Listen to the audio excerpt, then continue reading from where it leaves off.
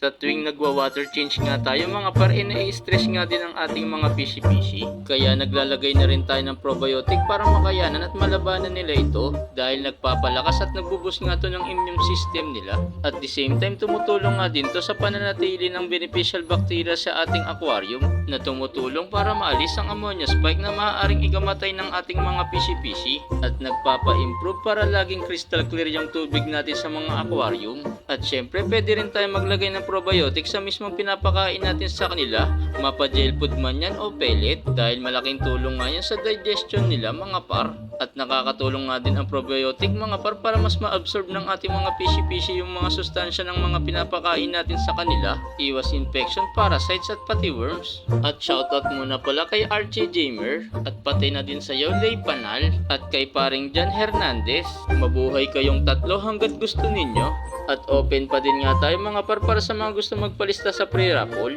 At sa gustong sumubok sa mga Max Growth products natin mga pare, available nga yan sa Orange app o sa Yellow Basket.